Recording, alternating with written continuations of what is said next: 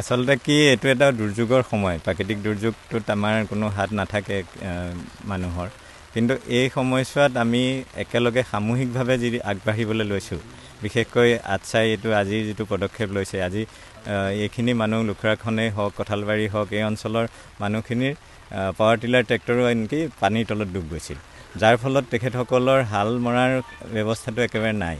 সেই সময়ত আমাৰ চাহাকে মুখ্য কৰি আটচাৰ যিসকল বিষয়ববী আছে তেখেতসকলে যি উদ্যোগ লৈছে তাৰ কাৰণে আমি যথেষ্ট ভাল পাইছোঁ। আৰু বিশেষকৈ তেখেতসকলক এই উদ্যোগৰ কাৰণে বিশেষকৈ আমাৰ কি হয়, আমাৰ এটা বদনাম আছে যে ছাত্ৰ সন্থাখিনিয়ে মানে ভাল কামতকৈ বেছি অন্যান্য কামত জড়িত হয়। সেইটো এটা এই উদ্যোগখিনিৰ পৰা যিখিনি তেখেতসকলে ভাল কাম কৰি থাকে সেইখিনি ৰাইজৰ মাজলৈ নাহে, কিন্তু আজি এই বস্তুটোৱে এটা এটলিষ্ট তেখেতসকলৰ যিখিনি সদিচ্ছা আছে সেই সদিচ্ছাখিনি প্ৰকাশ পাইছে। মই তেখেতসকলক শুভেচ্ছা জ্ঞাপন কৰিছোঁ। আমাৰ কৃষি বিজ্ঞান কেন্দ্ৰৰ তৰফৰ পৰা তেখেতসকলক যিখিনি প্ৰয়োজনীয় টেকনিকেল হেল্প লাগিব আমি সেইখিনি দি থাকিম। এতিয়া ধান খেতি কৰাৰ লগে লগে বহুখিনি সমস্যা আকৌ আহিব পাৰে, সেই সময়ছোৱাত আমি ইয়াত আমাৰ কৃষি বিষয়া মানে কৃষি বিভাগৰ বিভিন্ন বিষয়াসকলৰ লগতে আমাৰ কৃষি বিজ্ঞান কেন্দ্ৰৰ তৰফৰ পৰাও তেখেতসকলক সহায় সহযোগ আগবঢ়াই গৈ থাকিম। নিশ্চয় প্ৰথমতে মই আপোনাকে ধন্যবাদ দিছোঁ।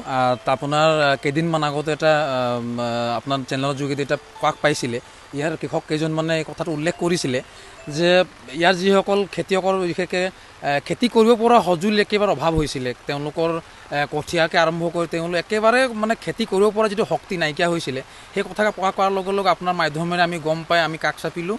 আৰু আমি যিটো দেখিছোঁ আচলতে আমি এটা প্ৰয়াসহে কৰিছোঁ, আৰু এই প্ৰয়াসটো আচলতে আমি এইটো কাৰণে কৰিছোঁ, আমি আশা কৰিছোঁ যে বহুতে বান সাহাৰ্য দিছে, বান সাহাৰ্যৰ মাজতে দাইল চাউল ইতিমধ্যে ৰাইজৰ হৈছে, আৰু আমি দাইল চাউল দি কিমান দিন খুৱাব পাৰিম। গতিকে আমি যদি তেওঁলোকৰ আমাৰ বহু আছে আৰু আচলতে ইয়াত তেনেকুৱা অনুষ্ঠান বহুত আছে, চেলেংহাটতে হওক, যোৰহাটতে হওক, অন্যান্য জিলাতো আছে, সকলোৱে যদি আহি কৃষকসকলৰ যদি কাষত থিয় হৈ এই কৃষি কৰি দিয়াৰ কাৰণে তেওঁলোকৰ ভৱিষ্যতৰ সুৰক্ষিত কৰাৰ কাৰণে যদি খেতি কৰাৰ কাৰণে যদি সকাহ আগবঢ়াব পাৰে, আমি যাতে এটা আৰম্ভ হৈ কৰিছোঁ আৰু আমি চেষ্টা কৰিম, নিশ্চয় যিমান দূৰ পাৰে আমি চেষ্টা কৰি যাম। সকলোৰে আশাৰ লগতে পুনৰবাৰ আপোনাকো ধন্যবাদ দিছোঁ। আমাৰ কৃষি বিষয়া আচলতে তেখেত কৃষি বিজ্ঞান কেন্দ্ৰৰ চাইণ্টিষ্ট আমাৰ ডক্টৰ সঞ্জয় বঠাকুৰ ছাৰক মই আন্তৰিক ধন্যবাদ জনাইছোঁ। তেখেতে আহি আমাক সহযোগ কৰিছে, ইমান প্ৰতিকূল বতৰো তেখেত আহি আমাক উপস্থিত হৈছে, তেখেতে 20 লিটাৰ ডিজেলো আগবঢ়াইছে, পৰৱৰ্তী সময়ত সহযোগিতা আগবঢ়াৰ প্ৰতিশ্ৰুতি দিছে। আমাৰ লগতে নীলোৎপল গগৈ ডাঙৰীয়া আছে, আপুনি আছে, এনেকৈ যথেষ্ট স্থানীয় ৰাইজ আছে। সকলোৰে আমি সাহস লৈ এই কৰ্মত আগবাঢ়িছোঁ। নিশ্চয় সকলোৰে আশীৰ্বাদ, ভগৱান কৃপাত, কৃষ্ণ নেদেখাজনৰ আশীৰ্বাদ লৈ আমি আগবাঢ়িছোঁ।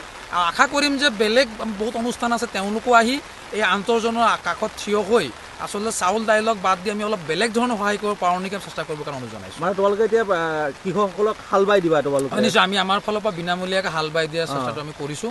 আৰু আমি আহ্বান আছিলে, সেই আহ্বানটো আমি বিনামূলীয়া হাল বাই দিয়াৰ কথা ইতিমধ্যে গোলাঘাটৰ পৰা বহুত কঠীয়াও আনি দিছে, আৰু তেনেধৰণে বহুতে কঠীয়া হাৰে হওক বা অন্যান্য হাল বোৱা বেলেগ বেলেগ জেগাতো আছে কৰি দিবৰ কাৰণে মই পুনৰবাৰ বেলেগ যিসকল সংগঠন আছে বা বেলেগ যিখিনি অনুষ্ঠান আছে, যিসকল ৰাইজে যিসকল দুৰ্ভগীয়াসকলক সহায় কৰিব বিচাৰিছে, বেলেগ ধৰণৰ সহায় কৰিবৰ কাৰণে মই ইয়াৰ পৰা আহ্বান এটা জনাওঁ।